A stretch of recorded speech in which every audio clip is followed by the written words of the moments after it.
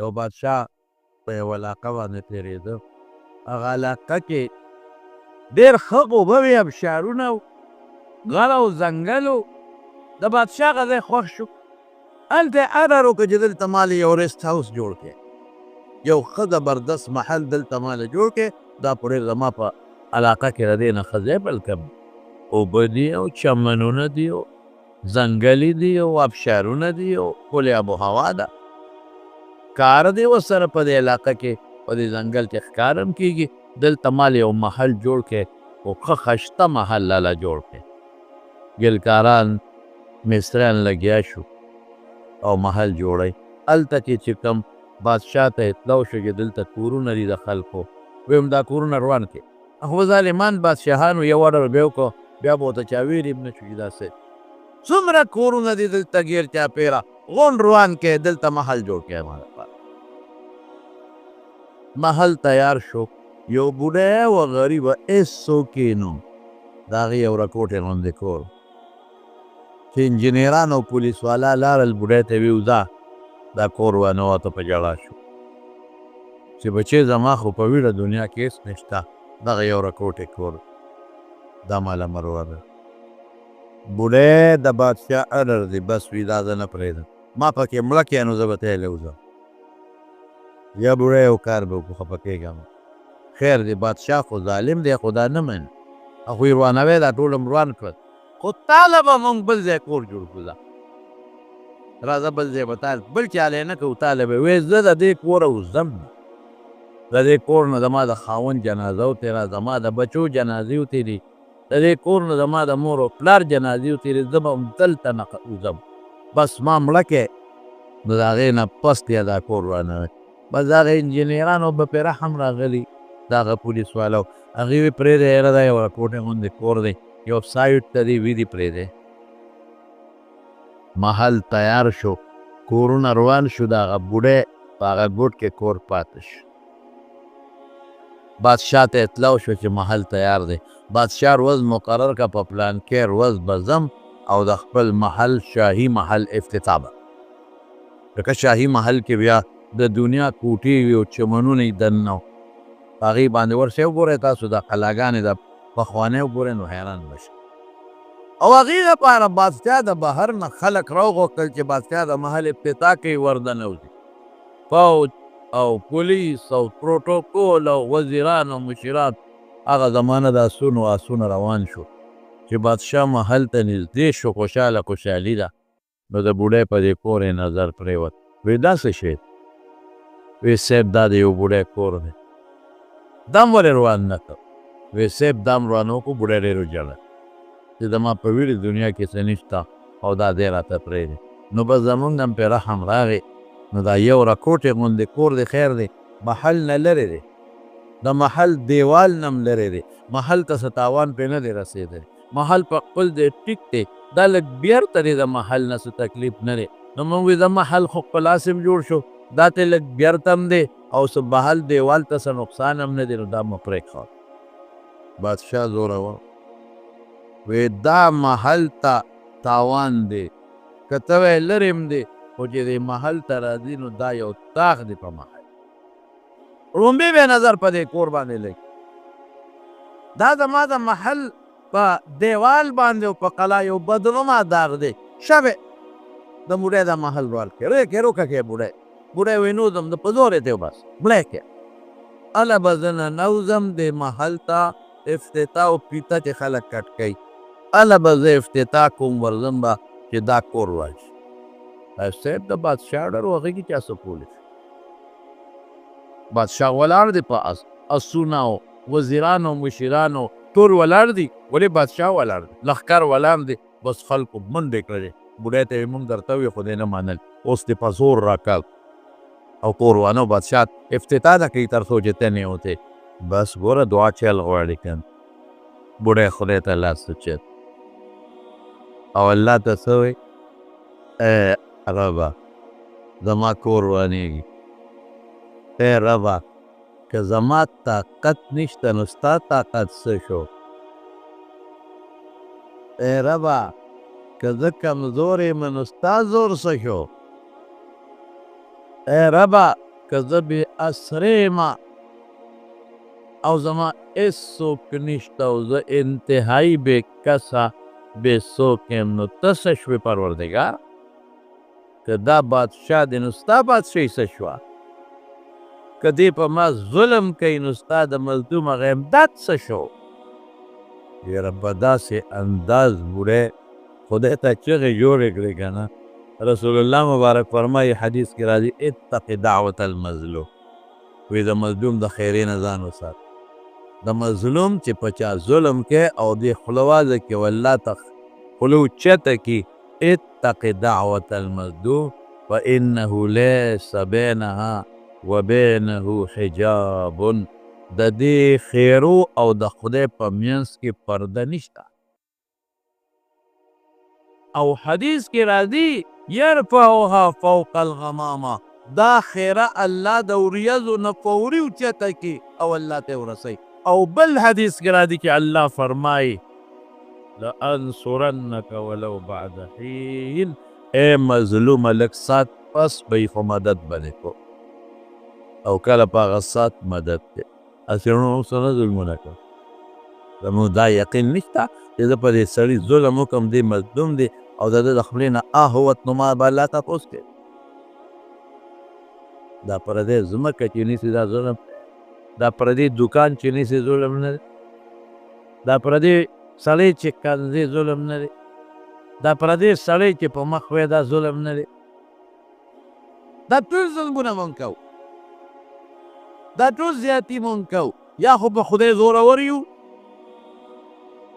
یا به خدای نه منې، یا به د خدای ته طاقت مقابله کولی شي، او یا به د حدیث نه منې. او که ته وایې مړه د دنیا مې داسې داسې کړل، ما ته چا څه ووایي نه صبر که ولو بعد حین. د پیغمبر غټ دشمن د رسول الله مبارک نه زیات خوښ د خدای بل څوک نو، زیات نیازبین د هغه نه بل څوک نو، او د ابو جهل نه غټ دشمن د خدای په نظر کې بل نو. 14 کاله 14 کاله یې ورته صبر وکړو نو په بدر کې رونیو نو تبې. چې د محبوب پیغمبر د نیازبین پیغمبر غټ دشمن ته 14 کاله ګوري او بیا رانیسي نو صبر ورته هم کې رانیسي به پرېږدي به نه. نو بوډۍ الله ته لاس اوچت که نو څه وایي ای الله که زما زور نشته ستا زور څه شو، که زما طاقت نشته ستا طاقت څه شو، که زما بادشاهي نه شوه هغه بادشاهي د څه شوه. خو چې بوډۍ لاس اوچت که پولیس لګیا دی کور وانئ، او بوډۍ لاس په مخ لا نور اخکلې چې د مرګ فرشته راله او د بادشاه نه د اس په شا باندې سا وویسته.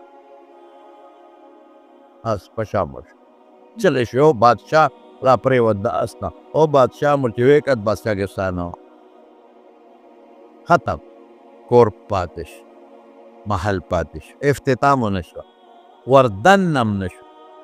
هغه چې د بادشاه په زړه کې مرمانونه و چې دلته به زه ښکارونه کوم او دلته به زه په کال کې یو میاشت ټوله راځم او چمنونه به یو عیش و عشرت به هر څه ختم. لال خاورو له ورسېد،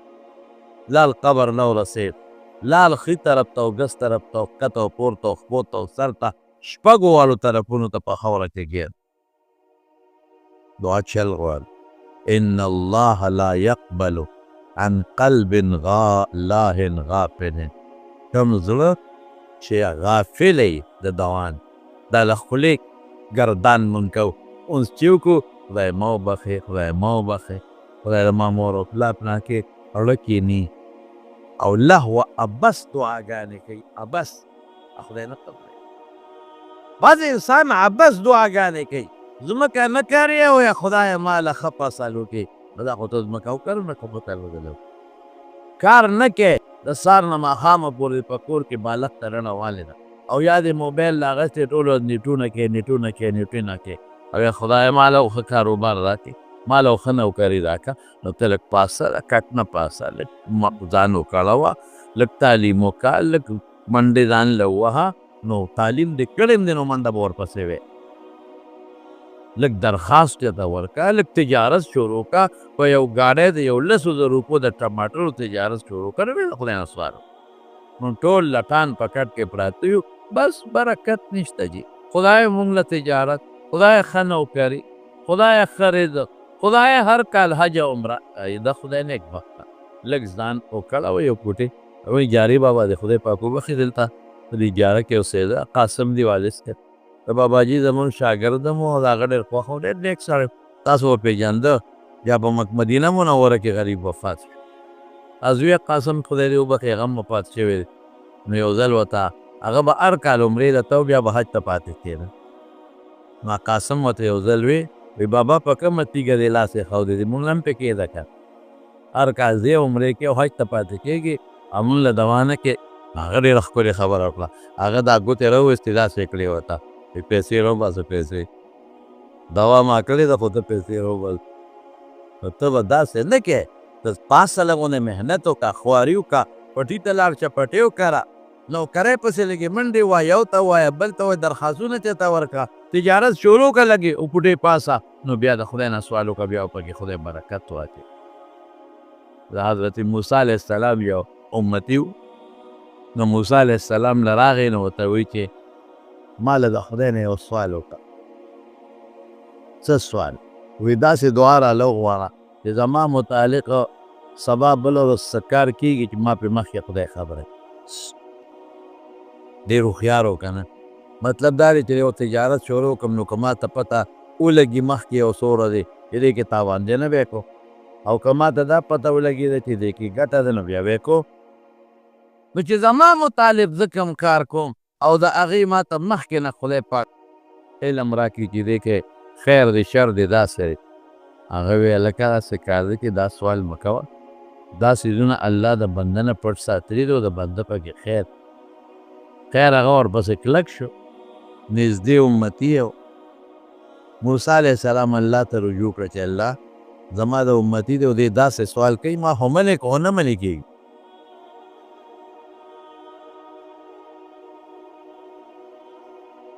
الله وی ګورې خیر یې پکې نشته دا چې ما د خلکو نه پټ کړي دي دا هر څه دا پټ دي زما نه چې زه به نن ورځ کې او سبا ورځ کې به ما سره څه کېږي زما بچو سره به څه کېږي زما مال سره به څه کېږي زما نوکرانو غلامانو سره به څه کېږي نو دې کې خیر سړي ته خو ظاهر کې خپل عقل درست ثابتېده هغه بیا موسی علیه السلام ورته وایي چې الله تر ما مناجات وکړه او الله وایي دا کې ستا خیر نشته بیا خیر د موسی علیه السلام ته الله ته ووایه هغه بیا التجا وکړه الله وایي زه ډېره ښه ما وله دعا قبوله د ده متعلق چې په مستقبل کې وروستو زمانه کې څه کېږي دی یو به مخکې خبروم نو مخکې پته ورته ولګېده چې زما یو اس دی او د راتلونکي زیارت یا د جمعې په ورځ به مري زر یې اس په منډه منډی ته بوته او خرڅ او پیسې جیب کې باچولی راغی او موسی علیه السلام ته خاندي تا خو یې خیر په ګني ته خیر ورسېد که نه که دا پته ما ته نه وه لګېدلې نو اس به مې مړ شوی د بلا زرګونو روپو خو چې پته راته ولګېده دعا ستا خدای قبوله کړه نو خرڅ مې که اوس که مري د چا به مري زه دې خلاص شو موسی علیه السلام هم حیران شو چې واقعي ما خو هم دا ویلي وه الله هم وي چې ده پکې خیر پکې د ده نشته ده ته خو دا د خیر ورسو بله ورځ دا پته ولګېده چې زما یو غلام دی هغه به یو هفته پس مري یا میاشت پس یا لس ورځې پس غلام یې بوته منډی له هغه زمانه کې به د غلامانو ویزلو منډی لګېدې او غلام یې په هغه منډی کې خرڅ کړ او پیسې یې نغدې کړې راغی حضرت موسی علیه السلام له ویې ودې لیدل خیر پکې وکړه نو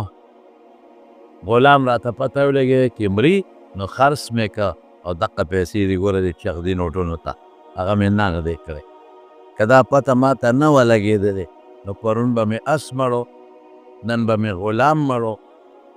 نو بلا تاوان به را رسېدلو نو چې پته ولګېده نو غلام مې هم خرڅ که اس مې هم خرڅ که او پیسې جیب کې مې واچولې که د چا مري مري دي موسی علیه السلام بیا حیران شو چې خدایه ما خو هم وی چې دا ښه شی نه دی او تا هم وی خیر پکې نشته دی دا خو پکې پرون یې غلام بچ شو او د هغې نه مخکې اس بچ شو چې څو ورځې تېرې شوې نو دا پته ورته ولګېده چې زه به مرمه امینه تا پته ورته ولګېده چې په راتلونکي جمعې په ورځ به زه مرمه. راغی موسی علیه السلام او په جلا سر دی او چغې جوړې کړې اوښکې بېګې ولې خیر دی وایي ما ته خو پته ولګېده چې په راتلونکي جمعې په ورځ به زه مرم. نو وایي دا نه اوس په منډه یې خرڅ کړه که نه اس خو دې خرڅ کړه ځان دې ته خلاص کړه غلام خو دې خرڅ کړه ځان دې ته خلاص وه ځان سره خدای ته وکړه. اوس الله ته سوال وکړه چې بچ مې کې مرمه. حضرت موسی علیه السلام الله ته التجا وکړه چې الله هغه زما امتي چې دی هغه ته خو پته ولګي چې بله ورځ مري وي او الله بچ یې کوي نه. ګوره ده ته ما ویلي و چې خیر پکې نشته او ده وی نه ما له قبوله کړه. وی کله کله یو انسان یو ګناه وکړي ما خفه کړي نو موږ د هغه په سر باندې مصیبت راغورځو چې دې مړ کړو. بس دومره یې موږ خفه کړي یو چې موږ وایو دی باقي وجل دې مړ کوو نو هغه مصیبت راښکته شي خو چې ده ته رانږدې شي زموږ پرې رحم وشي موږ پرې رحم وکړو موږ وایو دا یاره لږ بیا وداله ده بس دا ډېره ده نه یې وجني دا مصیبت وله په مال ور واچو په فصل یې ور واچو په غلام یې ور واچو په اس یې ور واچو په چرګ یې ور واچو په ګډې وله ور واچو په هغې یې ور واچو. زه به په دې به یې لږ خفه کړو زه دا ډېره بس معاف توبې به وکړو معاف کړو نو د ده په سر یو مصیبت را روان زه یې خفه کړی وم یو وخت یو مصیبت یې په سر را روان زما پې رحم راغی نو مصیبت مې ورته په اس ورغورځه چې زه اس به وله مړ کړمه بس دا درد هم وله ډېر دی لږ به تاواني شي. نو اس خو د خرڅ که ده ته خو مخکې پته ولګېده هغه مصیبت بیا بانده پاتې شو ځکه ده خو زه تکلیف ونه لیده نو بیا به هغه مصیبت د ده په سر راغورځاو نو چې راغورځاو نو بیا پې زموږ رحم راغی چې ده دا سړی دی او د دې مصیبت نه بچ کوو او دا مصیبت به وله په دې غلام ور واچو یو غلام به وله مړ کړو لږ به یې ودړدو نو دا وله کافي ده چې مونږ یې مصیبت په غلام اچو دا خرڅ کړو نو بیا هغه تکلیف ونه لیده نا مصیبت بیا پاتې شو نو بس اوس بل څه شته نه نه اس ته او نه غلام شته او هغه مصیبت یې د سر د پاسه لټکاو دی نو جمعې په ورځ به وله چپه ورکوم او ورته ووایه چې دا له کفن نه مخکې به تیار کړي که قبر که نه ولې که نه نو ګوره دا عبس سوال دی ان الله لا یقبل دا د له خدای نه قبلوي که ته زور ولګې تاوان دی پکې ستا صحیح سوال کوه د الله نه هغه یو دغه لطیفه وه یو ښځې لیلة القدر شپه ولیده وایي چې شپې ولیده وایي خدایه پاکه زما د دې خاوند نه سرو زرو مولې جوړ نو چې سترګې وغړولې بشیر جان د سرو زرو مولې ده لکه خو خدای جوړ کړو خو زمونږ ټول د پاکستان قرضه غونډه پې پوره غر دی کر د سرو زرو غر دی نو داسې سوال ونه کې اذن چې لیلة القدر کې ښځه خوب ویني چې خدای د امین جان نه سرو زرو مولې جوړ او یا ته سوال وکړي چې خدای پاکه زما د دې ښځې نه سرو زرو مولی جوړ کړې دا قسمه سوالونه په شریعت کې بند دا الله پورې خندا نو خپل رب پورې خو به مونږ خندا نه کوو چې مونږ خپل الله خفه رسول الله مبارک فرمایي حدیث کې راځي وایي هر څه د الله نه وغواړه خو جایز سوالونه حتی مالګه هم د خدای نه وغواړه اوس مالګه څه شی دی دا ټوله دنیا پې ډکه او پیدا کېږي وایي هر څه د الله نه وغواړه که د څپلۍ چڼیا دې وشلېده نو دا هم د خدای نه وغواړه دا څومره معمولي شی یا خدای نن مالګه نشته الله توفیق راکړې د مالګې بندوبست وکړې نو دوکان ته ورشه راوړه کړه لیکن وغواړه د خدای چڼیا کې دې وشلېده خو دغه مخامخ مچمیار یې ورشه یو دوه ټکه به تې وباسي یو میخ به دلی وي ټیک به شي که نه لیکن بیا هم د الله نه وغواړه ولې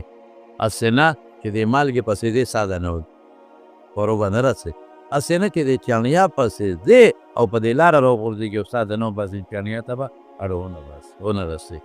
هر شی د خپل رب نه وغواړه الله پې خوشحالي. او زما وروڼو یوه خبره بله درته وایم، ما درته وختي م وویل چې اسباب به جمع کوې. که ته وایې چې نه زه کټ کې پروت یم او خدای غنم راکړې پټي ته نه ځم، دکان ته نه ځم او خدای پاکه رزق راکړې، نو داسې مه وایه. کولی شي الله، خدای عادت نه دی. الله دارنګې د خپل مخلوقو د انسان پیدا کو، انسان باندې الله کړېدلی نه دی. د الله په یو کون هر څه کېږي، خو د انسان یې خوښ دی. دی په مینه جوړ کړی دی، په محبت یې جوړ کړی دی، او دله یې داسې شکل ورکړی دی چې الله په خپله په قرآن شریف کې فرمایي لقد خلقنا الانسان فی احسن تقویم، چې ما د انسان لا ښکلې ډانچه، ښکلې شکل او دې انسان له ښایسته هیئت او ښکلې قد و قامت ورکړی. د دې وجې نه په دې انسان الله خفه کېږي. که څوک دا انسان وجني، الله وایي دونه زه خفه کړم لکه چې ټول انسانان یې وجلي. او چې یو انسان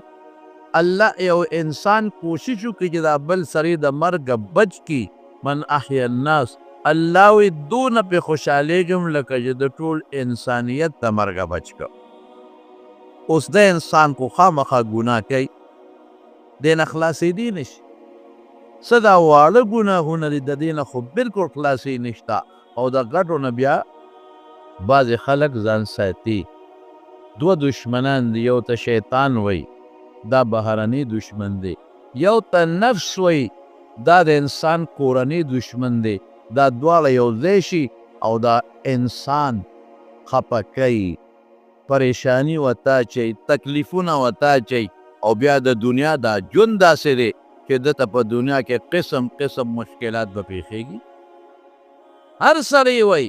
یاره دا مشکل، دا مشکل، دا مشکل. ویم د دنیا ژوند جنت نه دی. ګورې مشکلات په جنت کې نشته. دلته به وي دا بیماری، په زوی بیماری، په ما بیماری. ویم د دنیا ژوند دې کې به خامخا بیماری راځي. دا جنت نه دی، جنت کې بیماری نشته.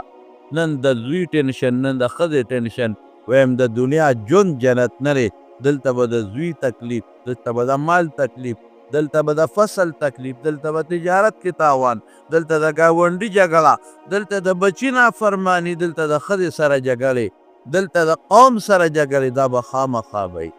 دلته تکلیف، دلته ګرمي، دلته یخني، دلته د دنیا چې څه مصیبتونه او تکلیفونه او ټینشنونه دي، دا به وي دلته. ولې د دنیا ژوند جنت نه دی، دا هر څه به جنت کې نه. لیکن بیا هم د الله مهربانۍ ته ګوره. الله وایي چې تا ته هر قسمه تکلیف ورسېد. انسانه زما ډېر خوښ یې، انسانه ډېره ښکلې دانچه مې دله درکړې ده. انسانه دا ټول کائمات مې ستا په ډیوټۍ مقرر کړي دي. انسانه که دا نور مې پیدا کړی دی چې ډېر لوی قدرت او طاقت سره، او دا سپومې او دا ستوري او دا اوبه او دا هوا او دا رڼا، او تعالی مې دا ښکلی شکل درکړی دی انسانه. نو چې تکلیف درته ورسي نو مایوسه کېږه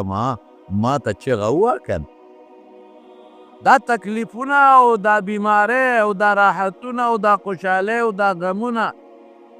او د دنیا کې دا ما څه درته ووایي، دا ټول د الله په لاس کې دي. نو الله وایي ما ته ولې چغه نه وایې؟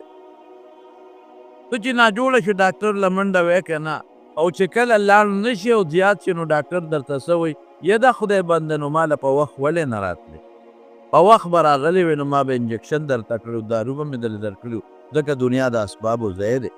نو اوس رالې ماله چې هر څه دې بیلل او وجود دې لاړ او برباد شو، کندم شو. دقه رنګې رب العالمین مونږ ته وایي وقال ربکم الله. قرآن شریف کې الله فرمایي د رسول الله مبارک په ژبه چې ستاسو رب فرمایلی.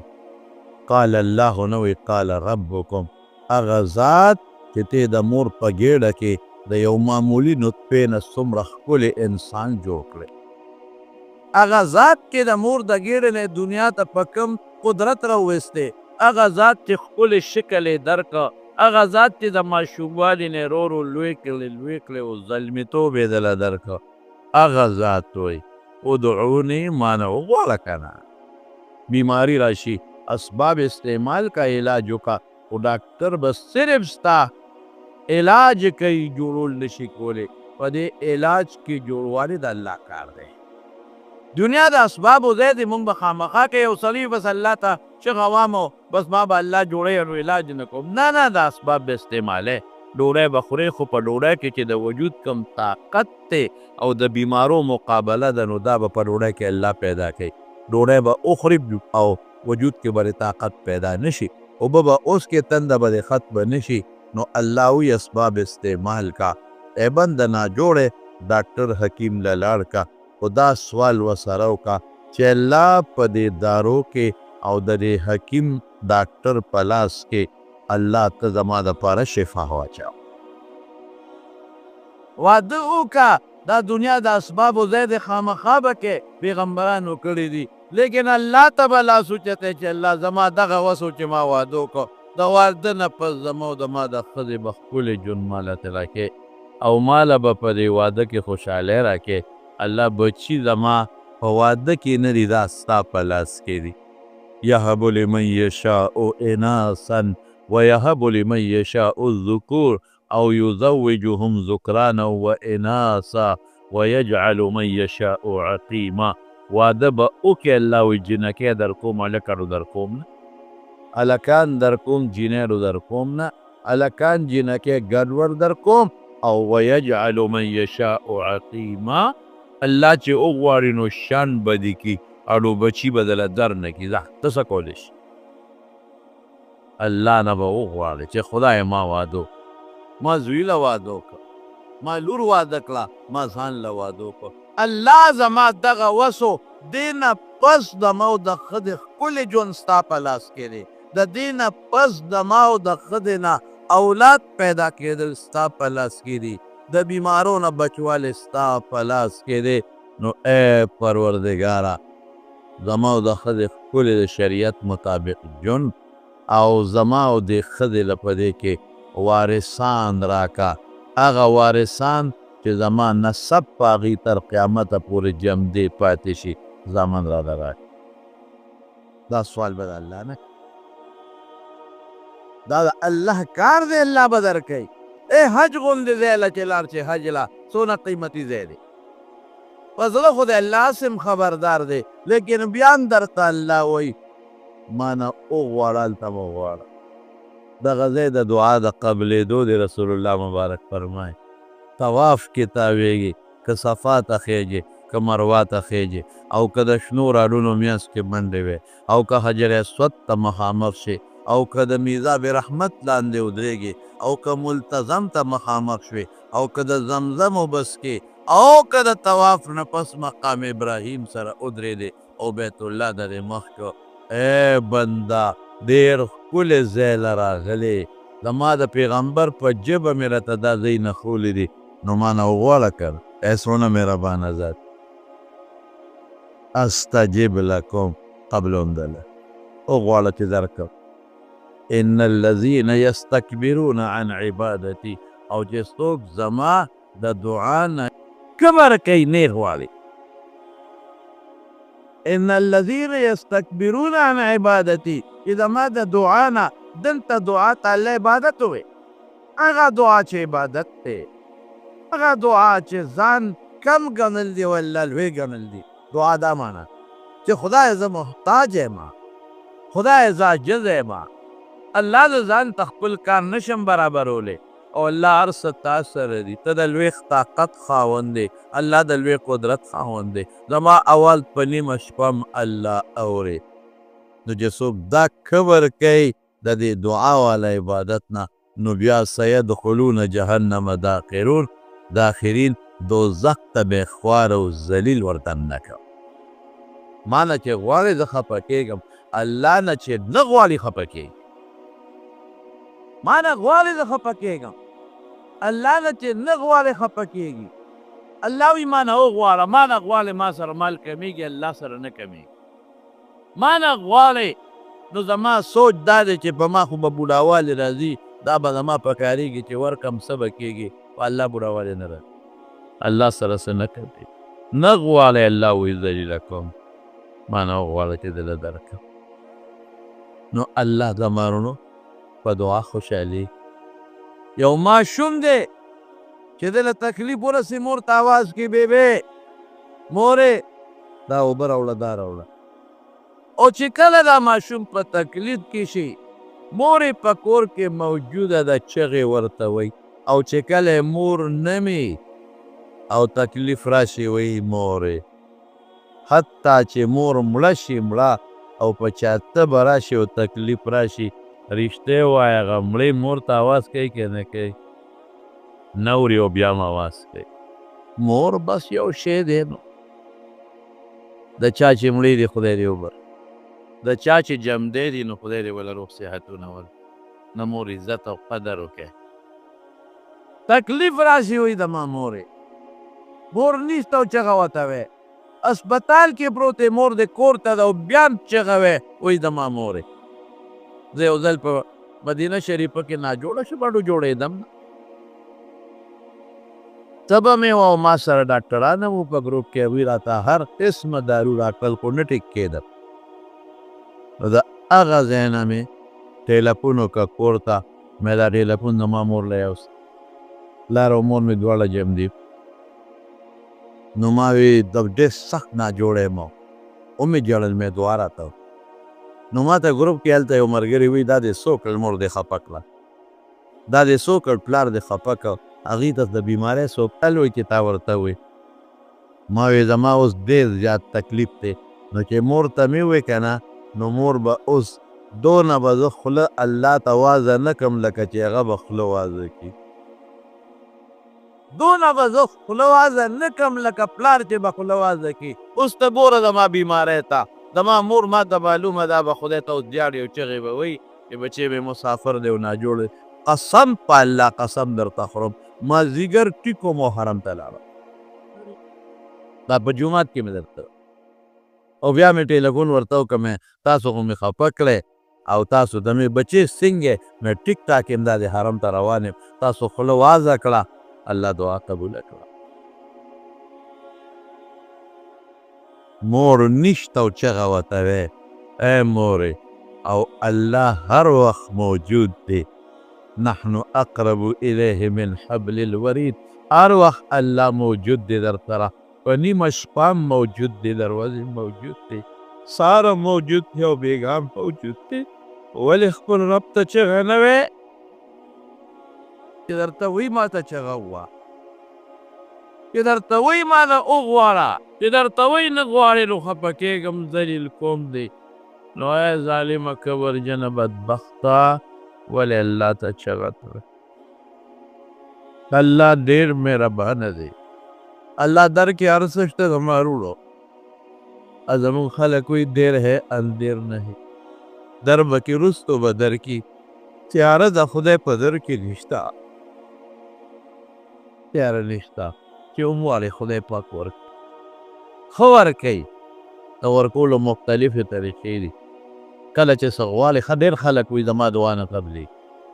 قبوله ده خو د دعا مختلفې طریقې دي کله چې څه غواړې همغه دله درکړي همغه ساعت یې دله درکړي کله دې پکې خیر نی نو ادله در نه کړي لږ وروسته یې دله درکړي او کله هغې کې د خیر نی د هغې په ځای